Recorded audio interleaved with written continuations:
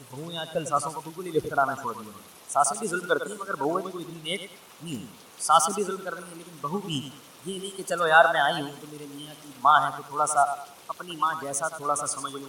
کبھی کبھار ساس کو غصہ آئے تو چپ کر کے برداشت کر لوں کہ بڑے ہیں, بڑوں کا اسلام میں کیا ہے. بس ایک مسئلہ یاد کیا ہوا ہے کہ بہو پر ساس کی خدمت واجب نہیں. یہ مسئلہ جو ہے نا, جیسے ہی آپ کے بیٹے کی شادی ہونے لگے اس کے ماتھے پہ لکھ کے لگا دینا کہ بیٹا تم جو بہو لے کر آ رہے ہو پہلی بات الگ رہے گی, ساس کے ساتھ رہنا واجب نہیں ہے. نمبر 2, میں اگر کبھی پانی کا پوچھوں گی تو مجھے میری رائٹنگ میں یہ مسئلہ بتائے گی کہ بہو پر ساس کی خدمت واجب. تو سوچو اس ساس پر اس ماں پہ آرے چلیں گے نا دل پہ, جس نے بیٹے کو پال پوس کے بڑا کیا ہے اور اس کی بیوی ایسے ٹھینگا دکھا رہی ہے اس کو, وہ کہہ رہی ہے بیٹا تھوڑی سی تو کچھ تو کر لو میرے لیے, کچھ تھوڑا سا آج تم کھانا پکا لو, آج میرے سے پاؤں دبا دو, کہیں گے بہو پر ساس کی خدمت واجب. ہاں یہ ظلم ہے کہ بہو کو بالکل اس کو نچوڑ دینا, اس کو نوکر بنا کے رکھنا, وہ ریموٹ کنٹرول کی طرح وہ سارا دن چلتی رہے, 18 روٹیاں پکوا رہے ہیں, یہ ظلم ہے, اس میں کوئی شک نہیں ہے. لیکن بالکل آپ کسی فیملی میں آئے ہو تو فیملی کے بھی کچھ تمیز اور آداب ہوا کرتے ہیں. اکٹھے جوائنٹ فیملی میں رہنے کے کچھ طور طریقے ہوتے ہیں خاندانی لوگوں میں. جو خاندانی نہیں ہوتے ان میں کوئی طریقہ نہیں ہے, ان میں ہر آدمی اخبل طریقے سے رہتا ہے. مولوی صاحب آپ پشتو ہیں نا, جو خاندانی لوگ ہیں وہ اخبل طریقے سے تو نہیں رہتے نا, ان کا تو اپنا ایک نظام ہوتا ہے نا.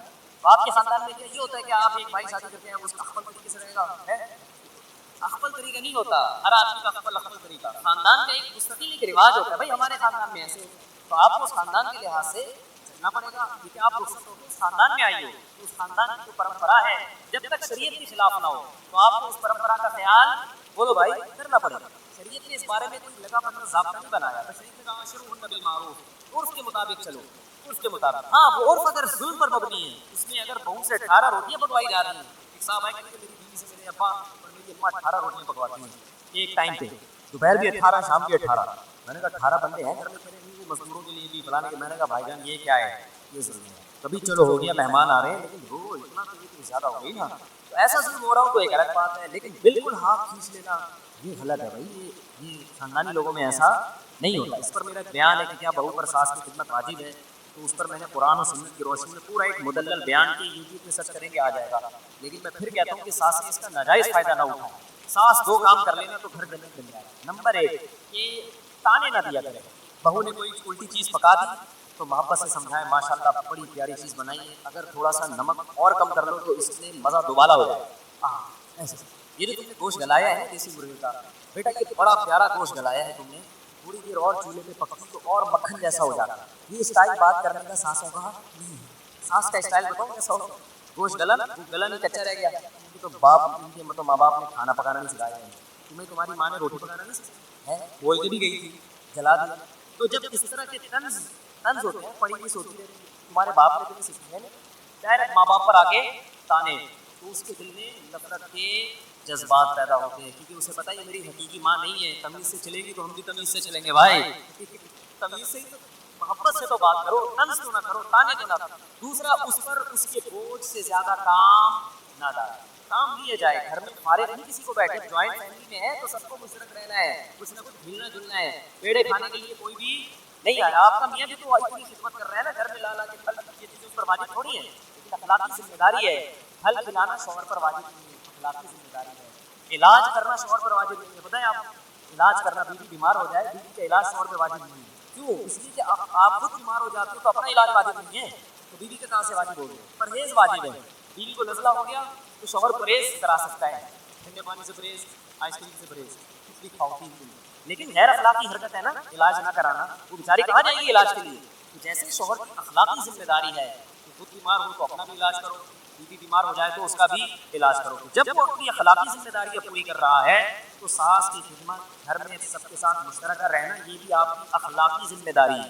سمجھ میں آ رہی ہے بات کہ نہیں آ رہی؟ یہ اخلاقی, اس کی شریعت نے پابندی نہیں لگائی بلکہ ترغیب دی ہے, اخلاقیات کا تقاضا ہے. دیکھو جابر بن عبداللہ رضی اللہ تعالیٰ عنہ, زوجہ کا انتقال ہو گیا تھا یا طلاق ہو گئی تھی, تو حضرت جابر بن عبداللہ کی چھوٹی چھوٹی بہنیں تھیں. تو حضرت جابر بن عبداللہ نے شادی کی, تو آپ صلی اللہ علیہ وسلم نے ان سے پوچھا کہ اے جابر تم نے کس سے شادی کی ہے, بیوہ سے یا کنواری سے؟ تو حضرت جابر نے کہا یا رسول اللہ بیوہ عورت سے شادی کی, بڑی عمر کی عورت. آپ نے فرمایا کنواری جوان سے کرتے نکاح, تم بھی دل بہلاتے اس سے, وہ بھی تمہارے ساتھ دل بہلاتی, بیوہ سے کیوں کر لی؟ ایک مزاح کیا نبی صلی اللہ علیہ وسلم نے. انہوں نے کہا یا رسول اللہ میری چھوٹی چھوٹی بہنیں ہیں, میں ان کی دیکھ بھال کے لیے انہیں جیسی لے آؤں, اس کو تو خود سنبھالنا پڑے گا نا, کم عمر ہوگی تو. تو میرا مقصد کیا تھا نکاح کے لیے، اپنی چھوٹی بہنوں کے لیے کوئی گھر میں ماں جیسی بھی کوئی مل جائے، اس لیے میں نے بڑی عمر کی عورت سے کی۔ اس سے کیا پتا چلا نکاح بعض دفعہ اس لیے بھی کیا جاتا ہے کہ بھائی گھر میں سنبھالنے کے لیے کوئی عورت آ جائے۔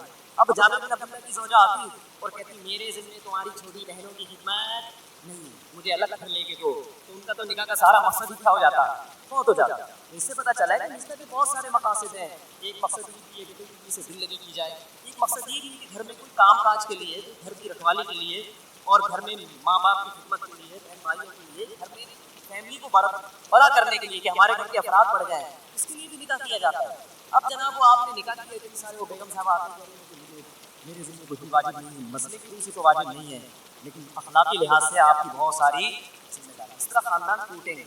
نہ اس کو چاہیے کہ ظلم کرے اور اس پر اس کی بوجھ، ظلم کا مطلب تانے نہ دیا کرے، خام ہمیں بیٹے کے کان بہو کے خلاف نہ بھرا کرے، غلطیوں کو جیسے اپنی بیٹیوں کو نظر انداز کرتے ہیں۔ دوسرا، اس کی حیثیت سے زیادہ اس پہ بوجھ نہ ڈالے، کبھی وہ کام سے منع کر دے تو اس کو یہ حق بھی ہونا چاہیے۔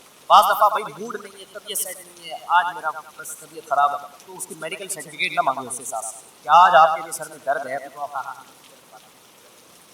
ہو جاتا ہے بعض دفعہ ہو جاتا ہے، ہمارے ساتھ بھی تو ہو جاتا ہے نا، اچھے والے بیٹھے ہیں موڈ آف ہو جاتا ہے، کوئی طبیعت خراب ہو جاتی ہے، نیند بعض دفعہ زیادہ آتی ہے، تھکاوٹ اتنی ہوتی ہے کہ اٹھا نہیں جاتا، سانس آ کے بولی تو بہت پڑی ہوئی ہے، پولیس بلانی پڑے گی اٹھانے کے لیے۔ کبھی کبھار سونے دو بھائی، سوتوں کو اٹھانا اچھا کام نہیں، آج آپ خود کچن میں چلی جاؤ، آج خود تھوڑا سا کر لو۔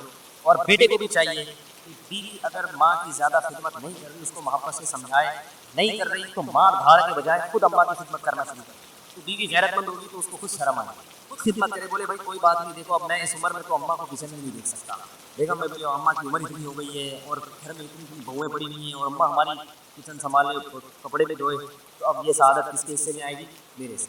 تو جب بیوی اپنی میاں کو دیکھے گی وہ پجامے دھو رہا ہے بیٹھ کے، تو خود اس کو تھوڑی سی شرم آئے گی۔ وہ اس کو شرم اس لیے نہیں آتی کہ میاں صاحب کو نصیحتوں کے علاوہ کوئی کام نہیں، کام یہ اپنی ماں کا یہ کھیلے کا بھی نہیں کرتے، اس کو پتہ ہے یہ اس کو ماں کی قدر ہوتی تو کبھی خود بھی تھوڑا سا ہلتا نا، ہلتا ہی نہیں ہے اپنی جگہ سے، اس کو ماں کی قدر نہیں ہے، اس کو مجھ پہ روب جمانے کا، بولو بھائی چودراہٹ کا شوق، چودراہٹ کے لیے اور کوئی ذریعہ مل نہیں رہا تھا، تو اب ماں کے عنوان سے جو ہے نا مجھ پہ روب جمانا شروع کر، خود چائے پلا دے ماں کو، خدمت کرے، یہ تو زیادہ ثواب ہے، بڑی سعادت کی بات ہے۔ وہ خدمتیں جو مرد کر نہیں سکتے، جس میں مرد کے لیے ناممکن ہے، حیا اور بعض دفعہ ایسے استنجا کرانا یا ایسا، وہ پھر آپ کہتے ہیں بھائی بہو سے کہ تم کر لو تو بہت ثواب ملے گا انشاءاللہ، اور اس کے بدلے میں پھر اس کو کچھ نوازیں بھی، اضافی بھی، خیال کریں یار یہ میری ماں کی خدمت کرتی ہے، کوئی بات نہیں اس دفعہ میں تمہیں کی ذرا زیادہ دوں گا، اور پھر انشاءاللہ ہم جو ہے وہ سوئٹزرلینڈ گھومنے کے لیے بھی انشاءاللہ جائیں گے، نہیں تو جتنی اللہ نے جیب میں گنجائش دی انڈا مول گھوم کے آ جائیں، کہیں بھی جائیں، کچھ تھوڑا سا وہ دکھائیں، اپریشیٹ کریں، دو چار چھوٹی چھوٹی چیزیں ہیں اگر ہوں تو گھر کیا بن جائے گا جنت، ورنہ وہی انگریزوں کی طرح ہو رہا ہے، شادی ہوگی بیوی گھر میں نہیں ہوٹل میں آتا ہے، گھر تو وہی ہوتا ہے جس میں کوئی بوڑھا تو ہو، جس گھر میں بوڑھا نہیں ہے وہ گھر نہیں ہے، وہ تو ہوٹل ہے، ٹھیک ہے نا، تو ہوٹل ہے، گھر تھوڑی ہے۔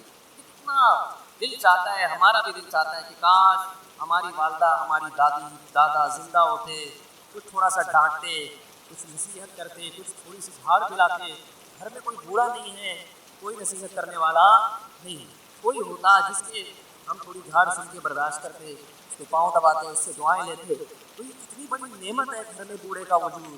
آج کیسی زندگی گزر رہی ہے، گھر میں بوڑھا برداشت نہیں ہو رہا، برداشت، بس الگ ہو جاؤ، بس الگ ہو جاؤ، بس الگ ہو جاؤ۔ اگر آپ کی اولاد ہوتی ہے تو کیسی محبت سے دادا دادی نانا نانی اس کو پالتے ہیں، وہ ایک الگ لطف ہے۔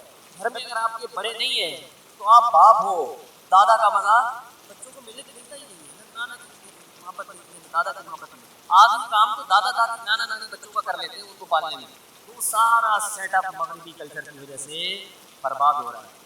سب سے پہلے اپنا عقیدہ درست، اسلام کیا کہتا ہے، جس نے ہمیں نعمتیں دی ہیں اس کا شکر ادا کرو، تو شکر میں سب سے پہلی چیز یہ ہے کہ جس نے دی ہیں مانو کہ وہی دینے کے قابل ہے، اس کے علاوہ کسی کو دینے کا اختیار نہیں ہے۔ اس لیے اسلام میں سب سے بڑا جرم کیا ہے؟ شرک۔ وَمَن يَدْعُ مَعَ اللَّهِ إِلَٰهًا آخَرَ، جو اللہ کے سوا کسی کو پکارے گا تو اللہ کہتا ہے اس کا حساب کس کے ذمے ہے؟ میرے ذمے، میں نہیں چھوڑوں گا اس کو۔ اس لیے ہم نعرہ صرف یا اللہ مدد، یا رسول اللہ مدد کا نعرہ بولتے کیوں نہیں لگے گا، یا علی مدد بولو نا، نہیں، ایاک نعبد و ایاک نستعین، اے اللہ ہم تیری ہی عبادت کرتے ہیں اور صرف تجھ سے مدد طلب کرتے ہیں۔ اللہ نے جب ہمیں بنایا تھا پانی سے، اس بنانے میں کوئی پیغمبر کوئی فرشتہ اللہ کے ساتھ شریک نہیں تھا۔ اللہ کہتے ہیں جب میں خود مختار ہوں، میں نے بنایا، تو ضرورتوں میں پکارو گے بھی کسے؟ صرف مجھے۔ لوگ کہتے ہیں کہ اللہ نے اپنے پیغمبر کو بھی اختیارات دے رکھے ہیں، اللہ کے دینے سے پیغمبر کے پاس بھی اختیارات آ گئے۔ اللہ قرآن میں جگہ جگہ اس شرک کی نفی کرتا ہے۔ اللہ کہتا ہے میں نے کسی کو کوئی اختیار نہیں دیا، نہ پیغمبر کو نہ کسی ولی کو۔ معجزے جو پیغمبروں سے صادر ہوتے ہیں وہ پیغمبروں سے نہیں ہوتے، وہ اصل میں کس سے ہوتے ہیں؟ اللہ سے ہوتے ہیں۔ اللہ نے کسی پیغمبر کو اختیار نہیں دیا کہ جب چاہے چاند کے 2 ٹکڑے کر دے، نہ، جب اللہ نے چاہا پیغمبر پہ وحی نازل کی کہ اے نبی آپ چاند کی طرف اشارہ کریں، میں اپنی قدرت سے چاند کے 2 ٹکڑے کر دوں گا۔ نبی نے اشارہ کیا، اللہ نے ٹکڑے کر دیے۔ تو یہ اختیار کس کے پاس ہے؟ اللہ کے پاس۔ پھر جوڑنے والا بھی کون چاند کو دوبارہ؟ اللہ۔ موسیٰ علیہ السلام کو اللہ نے کہا کہ لاٹھی زمین پہ ڈالو میں سانپ بنا دوں گا۔ حضرت موسیٰ کو اللہ نے یہ اختیار نہیں دیا کہ جب چاہو آپ لاٹھی کو سانپ بنا دو۔ اگر اللہ نے یہ اختیار دیا ہوتا تو موسیٰ علیہ السلام جب لاٹھی زمین پہ ڈالی تھی پہلی دفعہ اور وہ سانپ بنی تھی تو موسیٰ علیہ السلام خوف سے بھاگتے نہیں۔ قرآن کہتا ہے کہ موسیٰ علیہ السلام بھاگے، ولم یعقب، پیچھے مڑ کے بھی نہیں دیکھا، اتنا خوف زدہ ہو گئے اس سانپ سے۔ اللہ نے فرمایا یا موسیٰ اقبل، اے موسیٰ واپس پلٹ اور اس کو ہاتھ میں پکڑ لے، سنعیدها سیرتها الاولی، جس خدا نے اس لاٹھی کو سانپ بنایا ہے وہی رب اس سانپ کو دوبارہ لاٹھی بنا دے گا۔ پتا چلا کہ بھائی موسیٰ نہ لاٹھی کو سانپ بنا سکتے تھے، نہ سانپ کو ریورس کر کے دوبارہ لاٹھی بنا سکتے تھے۔ یہ سارے کام کون کر رہا تھا؟ اللہ کر رہا تھا۔ موسیٰ علیہ السلام جب دریا کے کنارے، پانی کے کنارے آ کے کھڑے ہوئے ہیں اور پریشان کہ پیچھے فرعون کا لشکر، آگے دریا، بنی اسرائیل نے پوچھا انا لمدرکون، اے موسیٰ مر گئے، آج تو ہم مر گئے۔ موسیٰ علیہ السلام نے یہ نہیں فرمایا کہ نہیں مرے، بلکہ میں لاٹھی ابھی ڈالوں گا، پانی پہ ماروں گا اور اپنی طاقت سے پانی کو 2 حصوں میں تقسیم کر دوں گا۔ نہ نہ نہ نہ، موسیٰ علیہ السلام نے فرمایا کلا، جس اللہ نے اتنی مدد کی ہے آج دوبارہ وہ مدد کرے گا۔ کرے گا کیسے یہ مجھے معلوم نہیں ہے، مدد ضرور آئے گی، یہ نہیں پتا کیسے آئے گی۔ ان معی ربی، میرے ساتھ رب ہے۔ اللہ فرماتے ہیں ہم نے موسیٰ کو کہا کہ لاٹھی پانی پہ مار، فانفلق فکان کل فرق کالطود العظیم، اللہ نے اپنی قدرت سے اس پانی کو 2 ٹکڑوں میں تقسیم کر دیا۔ تو یہ سارے کام کون کر رہا ہے میرے بھائی؟ اللہ۔ تو پیغمبروں کے پاس کوئی اختیارات نہیں ہے، فرشتوں کے پاس اختیارات نہیں ہے۔ آپ کو لوگ شرک پہ ابھاریں گے، بولیں گے لو بھیا مفتی صاحب اوٹ پٹانگ باتیں کر کے جا رہے ہیں، بارش برسانے کے فرشتے الگ ہیں، موت کا فرشتہ الگ ہے بھائی؟ تو جب موت دینے کا اختیار فرشتے کے پاس ہے، بارش برسانے کا اختیار فرشتے کے پاس ہے، تو کیا پیغمبروں کے پاس اولاد دینے کا اختیار نہیں ہو سکتا، بیڑی بنانے کا اختیار نہیں ہو سکتا؟ نہ نہ نہ، موت کا اختیار فرشتے کے پاس نہیں ہے۔ موت، روح نکالنے کا کام فرشتے سے لیا جاتا ہے، اختیارات فرشتے کو نہیں دیے جاتے۔ اس کی مثال ایسے ہے، میرے ہاتھ میں قلم ہے، آپ مجھے کہتے ہیں مفتی صاحب اس پہ سائن کر دے، میں قلم سے سائن کرتا ہوں۔ آپ کہتے ہیں لے بھائی مفتی صاحب نے قلم سے سائن کا کام لیا ہے، لہذا قلم کے پاس یہ اختیارات ہے کہ وہ سائن کر سکتا ہے۔ آپ نے کیا کیا؟ وہ پین مجھ سے لے لیا اور کہا آئندہ کبھی سائن کروانا ہوا تو چونکہ آپ قلم سے سائن کرواتے ہیں لہذا میں ڈائریکٹ قلم سے کہہ دیا کروں گا کہ وہ سائن کر دے۔ میں کیا کہوں گا میرے بھائی، قلم کے پاس نہ میرا نام لکھنے کا اختیار، نہ قلم کے پاس ایک تحریر لکھنے کا اختیار۔ قلم کا کام ہے جیسا جیسا میں اس کو جہاں جہاں گھماؤں گا اسی حساب سے وہ گھومے گا۔ تو اللہ میاں نے بھی موت کے فرشتے کو گچی سے پکڑا ہوا ہے اور بولا ہوا ہے کہ جیسے جیسے میں تجھ سے کام لوں گا اس طریقے سے تو روح قبض کرے گا۔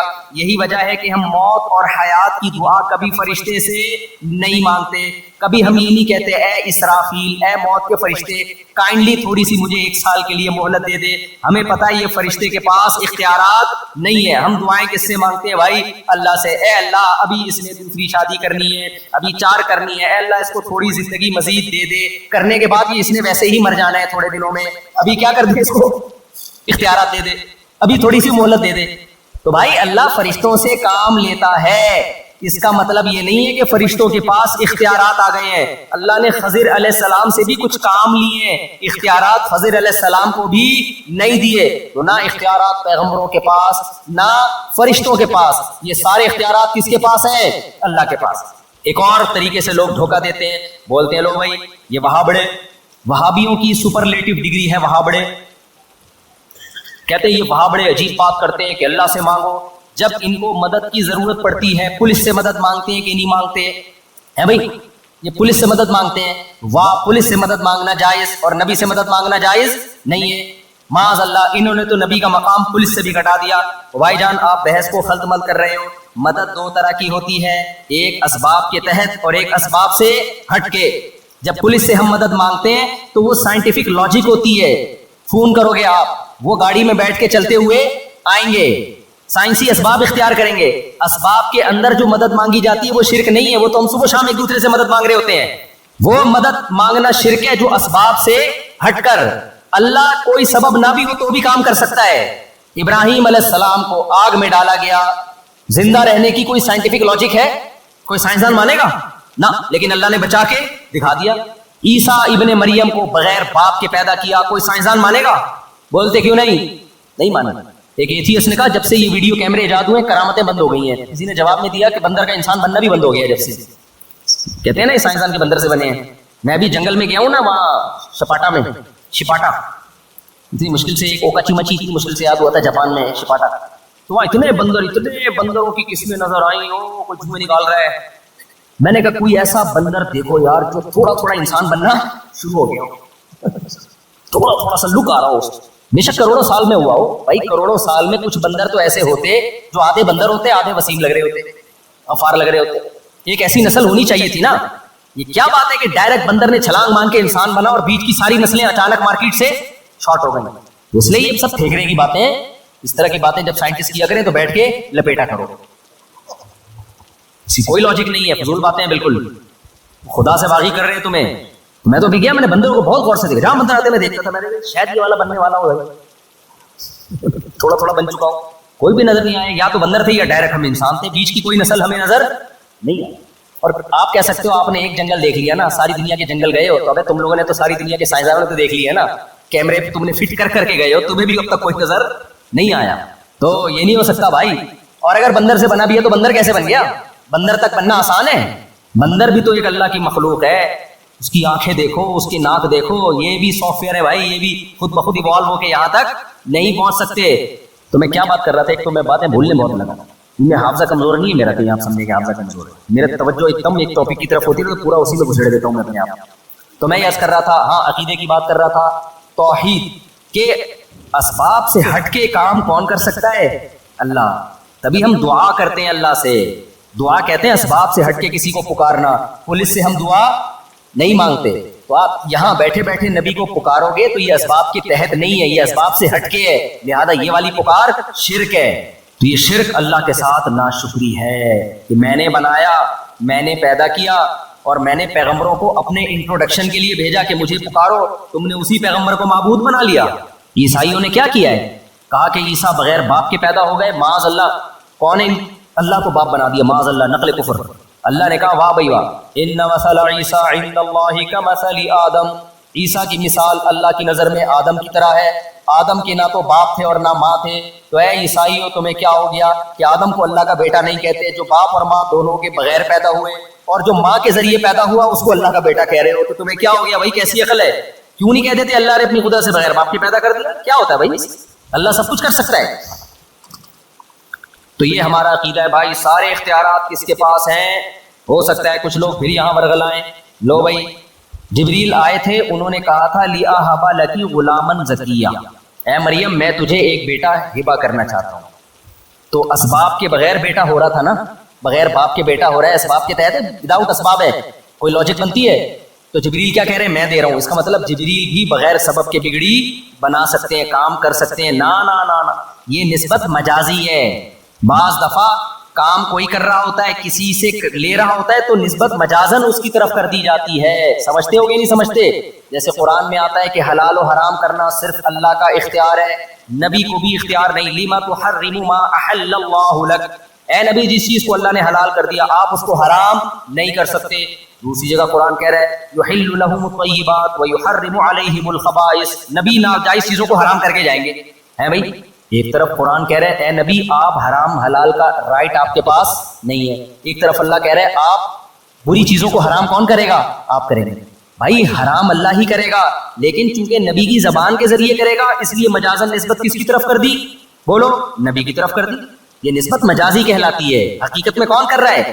اس کی میں اکثر مثال دیتا ہوں. آپ ہوٹل میں جاتے ہو یا کسی کی دعوت میں جاتے ہو,